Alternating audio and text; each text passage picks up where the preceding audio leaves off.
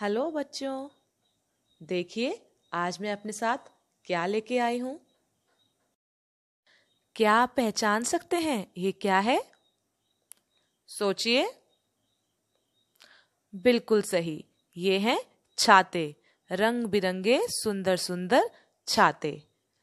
तो अब आप मुझे बताइए, छाता हम किस किस समय पर इस्तेमाल करते हैं? हम छाता इस्तेमाल करते हैं बारिश पड़ने पर, धूप पड़ने पर, है ना।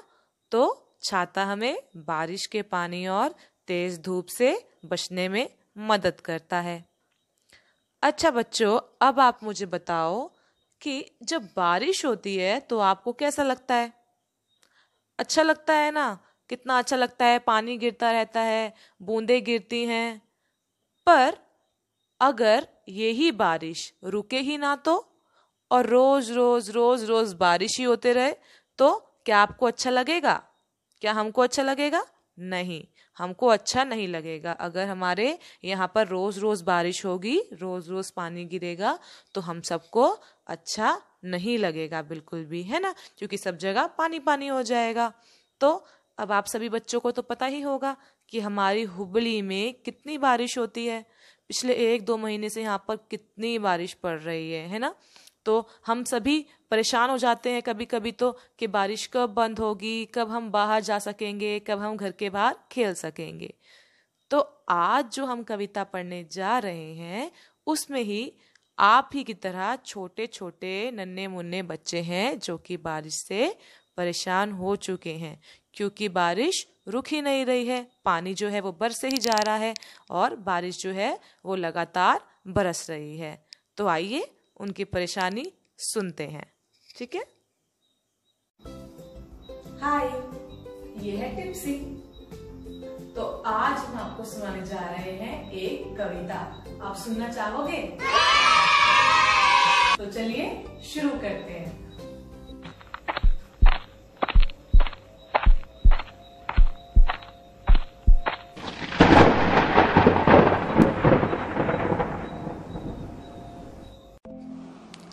बादल भैया बहुत हुआ, बहुत हुआ, बहुत हुआ।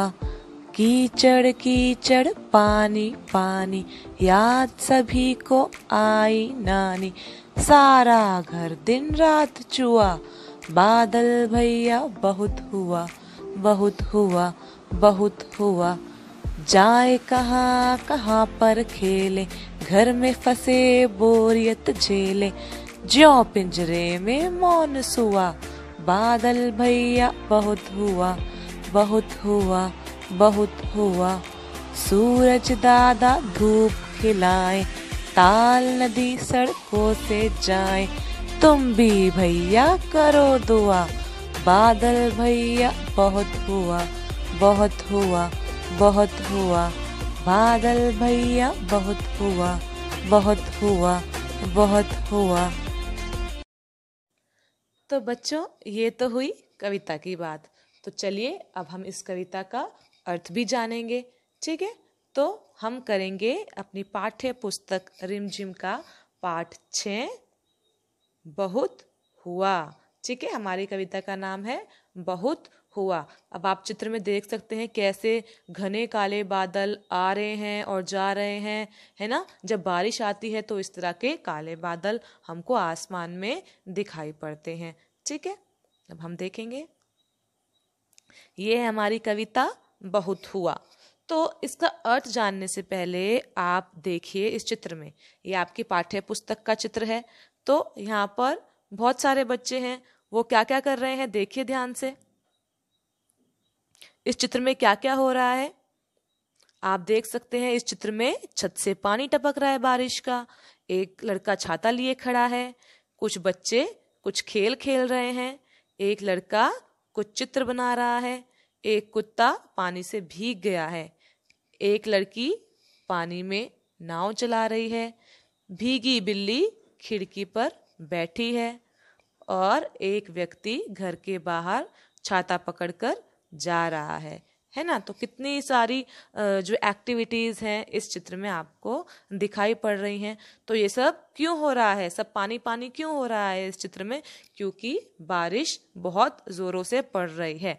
बारिश के आ जाने से सब जगह पानी पानी हो गया है और छत से भी पानी टपक रहा है। ठीक है, तो अब हम इसका अर्थ जानेंगे। पहली पंक्ति है, बादल भैया बहुत हुआ। तो इस चित्र में आप देख सकते हैं कैसे घने बादल हो रहे हैं और कितनी जोरदार वर्षा हो रही है, बारिश हो रही है। तो बादल भैया बहुत हुआ। अब बच्चे कह रहे हैं कि बादल भैया अब ना बहुत हो गया, आपने बहुत ज़्यादा बारिश कर दी है और हम जो हैं, हम सभी बच्चे बहुत परेशान हो गए हैं, बहुत तंग आ चुके हैं इस बारिश से। ठीक है, आगे है, कीचड़ कीचड़ पानी पानी। तो अब वे कह रहे हैं कि इतनी ज़्यादा बरसात होने से, बारिश होने से हर जगह कीचड़ कीचड़ और पानी पानी हो गया है। ऐसा होता है ना, जब बरसात पड़ती है तो हर जगह पर कीचड़ हो जाता है ना, घर के बाहर या कहीं भी हम जाते हैं। तो ऐसे ही बच्चे कह रहे हैं कि बारिश पड़ने से हर जगह कीचड़ कीचड़ और पानी हो गया है। ठीक है ना, तो आप इस चित्र में देख सकते हैं कैसे पानी और कीचड़ है यहाँ पर। ठीक है, तो अब हम आगे बढ़ेंगे। ये देखिए, ये तो आप सभी जानते होंगे, ये क्या है? ये है हमारा विद्यालय, केंद्रीय विद्यालय क्रमांक 1 हुबली। तो ये देखिए, यहाँ पर जब वर्षा गिरती है तो कैसा लगता है? देखो कैसे भी यहाँ पर मैदान में, स्कूल के ग्राउंड में भी कीचड़ कीचड़ और पानी पानी हो गया है। तो इसी तरह से कविता में भी बच्चे बोल रहे हैं कि बरसात के आ जाने से हर जगह कीचड़ कीचड़ और पानी पानी हो गया है। याद सभी को आई नानी। तो बच्चे कह रहे हैं इतना पानी देखकर हम सभी बच्चों को नानी याद आ गई है। तो हम अब कब बोलते हैं ऐसा कि हमको नानी याद आ गई?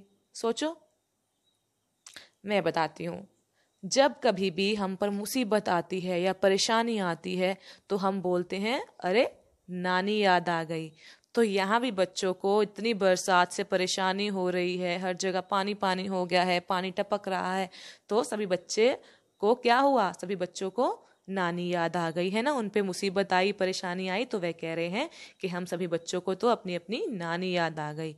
ठीक है, अब आप सोचिए कि आपके ऊपर कभी मुसीबत आई है? क्या कभी आपको परेशानी आई है जब आपको नानी याद आ गई हो? तो ये आप सोचिए। आगे वे कहते हैं, सारा घर दिन रात चुआ।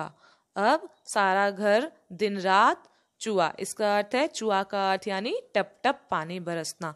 तो वे कह रहे हैं पानी जो बरस रहा है, जो बारिश हो रही है, तो टप टप करके हमारा घर जो है वो दिन और रात बरस रहा है। ऊपर से भी पानी टपक रहा है, हमारे घर के अंदर भी, बाहर भी पानी टपक रहा है, हमारे घर के अंदर से भी पानी टपक रहा है। इतनी जोरदार वर्षा हो रही है, बारिश हो रही है। तो इसलिए उन्होंने कहा सारा घर दिन रात छुआ। तो सारा घर जो है वो दिन रात पानी की बूंदों से जो है, पानी की बूंदें जो हैं वो टपक रही हैं टप टप करके, और सारी जो बूंदें हैं वो घर में आ गई हैं। ठीक है, जाए कहाँ कहाँ पर खेलें, घर में फंसे बोरियत झेलें। अब वो कह रहे हैं कि हम कहाँ जाएं और कहाँ पर खेलें, कोई भी तो स्थान, कोई भी तो जगह नहीं बची है खेलने के लिए, सब जगह पानी ही पानी है, तो हम कहाँ खेलें? घर में फंसे बोरियत झेलें। और हम तो बस घर में बैठे बैठे बोर हो रहे हैं, हम तो घर में ही फंस गए हैं, बहुत ज़्यादा बोर हो रहे हैं। बोरियत क्या होता है? बोरियत होता है जब हम बैठे बैठे परेशान हो जाते हैं, जब हमारे पास कुछ काम नहीं होता करने के लिए और हम बोर हो जाते हैं, तो ऐसे हम बोलते हैं बोरियत।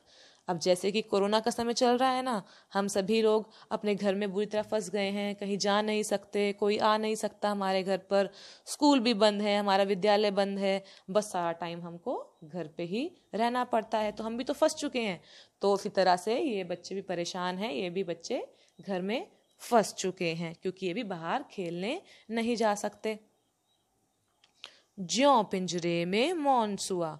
तो बोल रहे हैं हम भी उसी तरह से घर में फंस गए हैं, जैसे कि ये तोता पिंजरे में फंसा हुआ है। तो मौन सुआ, सुआ क्या होता है? तोता, और मौन क्या होता है? चुपचाप।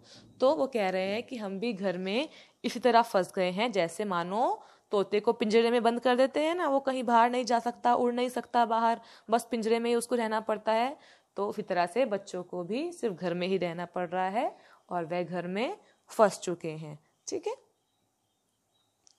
सूरज दादा धूप खिलाएं, ताल नदी सड़कों से जाएं।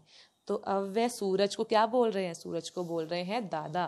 तो वह सूरज दादा से क्या विनती कर रहे हैं, क्या रिक्वेस्ट कर रहे हैं? वे कह रहे हैं सूरज दादा अब धूप खिला दो, जल्दी से धूप ले आओ, ताकि सब जगह जो है सूख जाए, है ना, और हम बाहर खेलने जा सके। ताल नदी सड़कों से जाए। ताल नदी क्या होते हैं? तो जब बारिश का मौसम होता है तो जब सड़क पे चलते हैं तो कितने सारे गड्ढे होते हैं ना, तो उन गड्ढों में पानी भर जाता है। तो उन गड्ढों में पानी भरने से वो क्या बन जाता है? ताल बन जाता है, पुल की तरह दिखाई देते हैं, छोटे छोटे पुल पुल होते हैं ना, तो उसी तरह से उनको हम ताल बोलते हैं।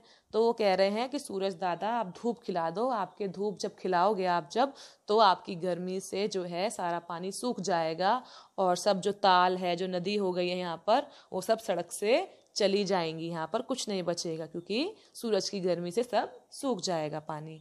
ठीक है। तुम भी भैया करो दुआ। अब वो आप लोगों से भी और अपने मित्रों से भी दुआ करने के लिए कह रहे हैं, यानी प्रार्थना करने के लिए कह रहे हैं कि भैया तुम भी दुआ करो कि सूरज दादा जल्दी से धूप खिला दें और सभी जगह जो है वो सूख जाए, सभी सारा पानी सूख जाए और हम बाहर खेलने जा सकें वापस और हमको घर में ना बैठना पड़े। तो ये हमारी यहाँ पर जो कविता है वो समाप्त होती है। मैंने आपको इसका अर्थ समझाया। अब हम करेंगे इसके नए शब्द, इस कविता के नए शब्द। तो ये है कठिन शब्द। अब हम कठिन शब्द को अच्छे से पढ़कर समझ के इनको सरल शब्द बना देंगे, यानी इजी बना देंगे। ठीक है। पहला शब्द है कीचड़। कीचड़ क्या होता है?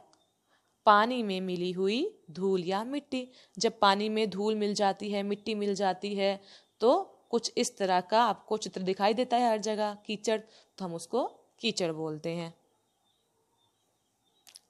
अगला शब्द है चूहा। चूहा का शब्द मैंने आपको इसका अर्थ बताया। इसका अर्थ होता है टप टप पानी गिरना। तो देखिए चित्र में कैसे टप टप करके पानी जो है वो गिर रहा है। अगला शब्द है बोरियत। बोरियत क्या होता है? बेकार बैठे परेशान। जब हम बोर हो जाते हैं, जब हमारे पास कुछ करने के लिए नहीं होता और हम बैठे बैठे परेशान होते रहते हैं कि क्या करें क्या ना करें, तो उसे हम बोलते हैं बोरियत। अगला शब्द है मौन। मौन यानी चुपचाप, जब हम कुछ नहीं बोलते हैं। तो देखिए ये भी कैसे बिल्कुल चुप है, सिर्फ गर्दन हिला रहा है। अगला शब्द है सुआ। सुआ यानी तोता। तो देखिए आप इस चित्र में। अगला शब्द है दुआ। दुआ यानी प्रार्थना। तो एक तरफ यह व्यक्ति दुआ कर रहा है और दूसरी तरफ वह प्रार्थना कर रहा है, दोनों एक ही बात है। तो दुआ का अर्थ हुआ प्रार्थना यानी प्रेयर। ठीक है। तो यहाँ पर हमने इस कविता से जुड़े कुछ कठिन शब्द किए। अब मैं आपको बारिश से जुड़े कुछ चित्र दिखाऊंगी, तो वो आपको पहचानना है कि वह क्या है और उसे हम कब इस्तेमाल करते हैं। तो देखिए देखिए ये यहाँ पर लड़की क्या कर रही है? ये पानी में कूद रही है और बारिश पड़ रही है। अब आप ध्यान से देखिए कि इस लड़की ने क्या पहना हुआ है।